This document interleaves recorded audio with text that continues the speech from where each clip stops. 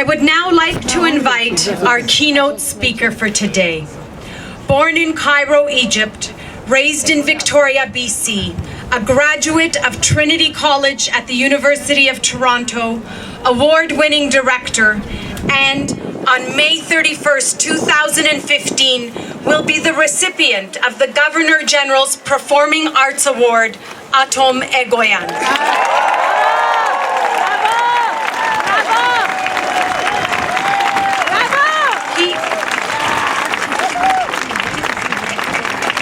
He has explored the Armenian genocide through film, art, and philanthropy, and most notably with the 2002 film Ararat, which won Best Canadian Film of the Year and Best Human Rights Film. Ladies and gentlemen, honored guests, please welcome Mr. Atom Egoyan.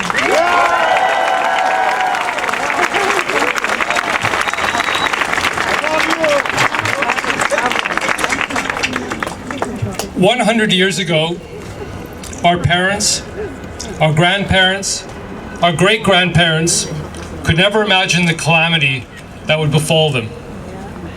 They watched in horror as their lives were ripped away, as their families were murdered before their eyes in unimaginable ways, as their parents, their grandparents were sacrificed. What were they sacrificed for?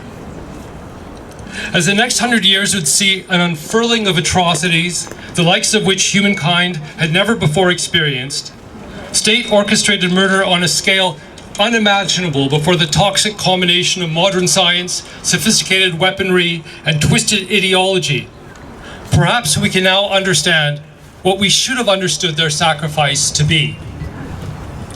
Their sacrifice should have been a warning call. It should have served as a crystal clear example of the tragic consequence of unencumbered racism. It should have served as a model of what happens when this racism is allowed to grow within a state bureaucracy, when a government decides that there is such a thing as a final solution. And for a few years after the extent of this horror was revealed, when it was understood that the Armenian race had been eradicated from their ancestral homeland, when it was understood that what the world had read in its newspapers was indeed the first widely reported example of genocide in history, it seemed that this sacrifice had some bearing. A military tribunal set up by the new Turkish government arrested several hundred party leaders who were suspected of direct roles in the mass deportations and massacres. While many of these criminals had fled their country for Germany, their wartime ally which granted them asylum, many were left behind who had collaborated in the genocide. Cases were prepared against state and local administrators, party activists, policemen, and anyone who had seized Armenian property and participated in mass murder. There was no word for genocide at the time, but this tribunal was the first example of a trial for a crime so massive it had not yet been given a label. What happened next is one of the most cynical acts of the last century. While the new Turkish authorities carried out this series of trials, the rising nationalist movement was convinced that the search for justice was a veiled attempt to dismember Turkey. Led by Mustafa Kemal, later known as Ataturk, this new regime effectively shut down the tribunal. How did the Western powers, who had full knowledge of these horrifying crimes, who had even gone so far as to grant the Armenians a homeland in the Treaty of Sèvres, allow this to happen? The answer is simple. The answer is one word: oil. As the modern state of Turkey was set up, as the monumental reserves of oil in those lands was suddenly made available, the Western powers suddenly abandoned the issue of justice in their race to find favor with Ataturk and the Kemalist regime. Let's be clear about this fact. One of the main reasons why the Armenian genocide has been denied by the state of Turkey for 100 years is because the West, until recently, allowed Turkey to deny the genocide. The West allowed the Treaty of Sèvres to be broken, allowed the issue of reparation and justice to disappear. It was the West that allowed Germany to observe what happened to the Armenian question and to think that it was possible, under the cover of war, to exterminate an entire race. to commit an act of genocide with impunity. Let's remember that the Germans were wartime allies of the Turks.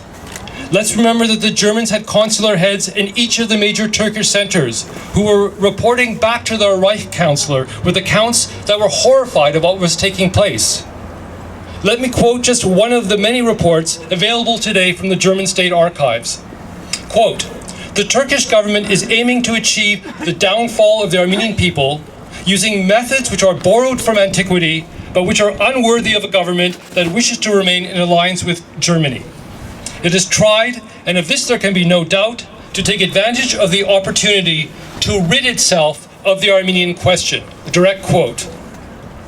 This is a quote from Turkey's closest ally.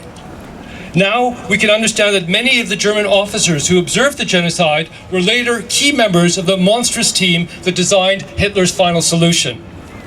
We know that Hitler himself made reference to the Armenians, to the disappearance of the Armenian question, in justifying his own barbarities. The same report from the German consul in Aleppo to his Reich Chancellor would conclude by stating that the Turkish government would, quote, "never be able to deny responsibility for all that has happened." And yet it did. And yet it still does. As Armenians, we are often quick to point out that the genocide was committed by the Ottoman Turks. A century after this virulent denial, I ask you, why are we so careful about this nomenclature? I believe that we've been careful not to mention Turkey because we want the current state to have a way out, to say that it was not their decision to eliminate our ancestors. Today, 100 years after the planning of the horrible events of April 24th, 1915, were in place. Let us not obfuscate the issue we are dealing with. So when the invitation comes from the Turkish Prime Minister, as it did earlier this year, to, quote, "contribute to a new beginning," and believe that Turkey shares the suffering of Armenians, let us be clear. Turkey cannot share the suffering of Armenians, cannot compare and equate the level of this catastrophic loss.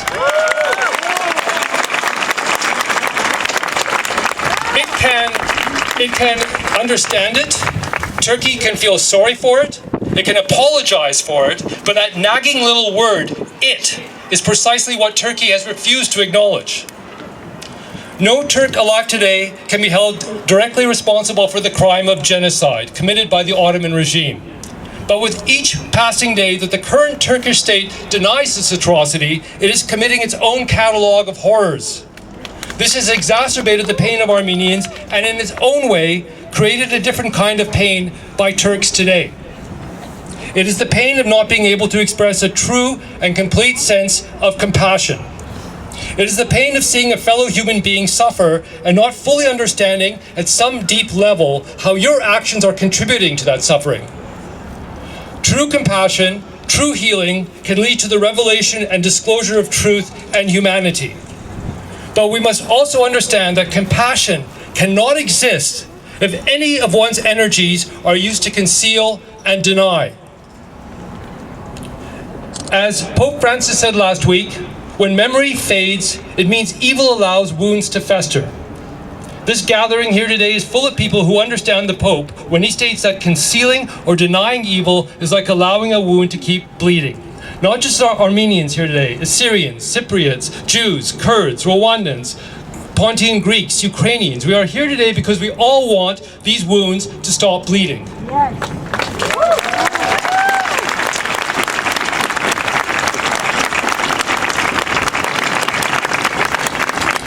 In his book, The Inconvenient Indian, the great Canadian First Nations scholar Thomas King makes the disturbing point that perhaps human beings don't mind killing each other as much as we think we should.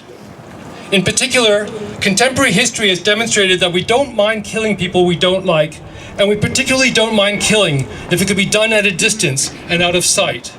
And killing, continues King, is especially acceptable if the slaughter can be attributed to a defect in the victims or to a flaw in their way of life or an immutable law of nature, or all of the above.